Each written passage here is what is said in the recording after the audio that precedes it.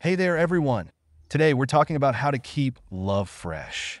Firstly, plan some surprise events for your partner to heat up your Ito pala yung relationship on memorable days. pugita na Being nabili ko. honest and open with your partner about your Ah, feelings is also important. Remember, love isn't just about feelings, it's also about actions. If you Yun truly po, care for someone, hahanda ko na. you'll take the necessary steps to keep that love alive and vibrant. So here's a tip. Don't hesitate to express your feelings of affection At ito naman toward your yung partner. mga They need to mga feel cherished too.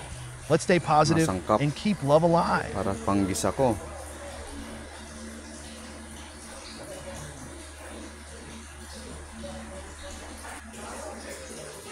At ito po yung ating gata mga idol. Yan, 1 kilo po yan.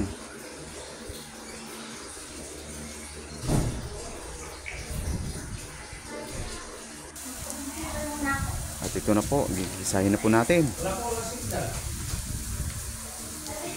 Yan. Ano na po natin para magkulay brown na po mga idol.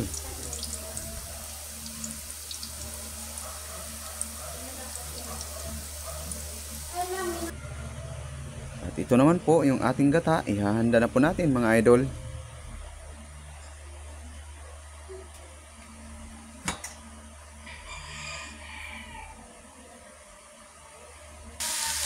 Ito na po yung ano natin, gigisa na po natin.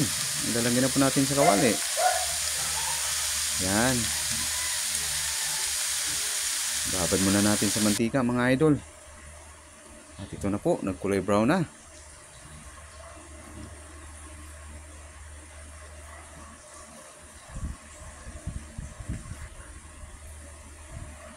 At ito na po, nilagyan ko po na po ng gata.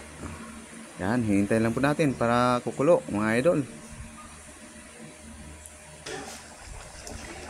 At ito na po, kumukulo na po mga idol.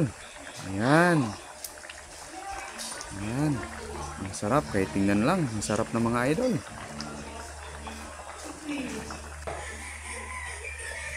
Ayan mga idol. Sobrang kulong-kulo na yan mga idol. Hihintay lang po natin hanggang matuyo po siya mga idol.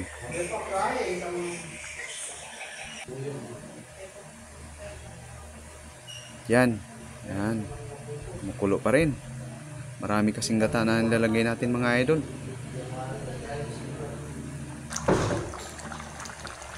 Dito na po. Medyo konti na lang po yung ating sabaw mga idol. Malapit na po siyang matuyo.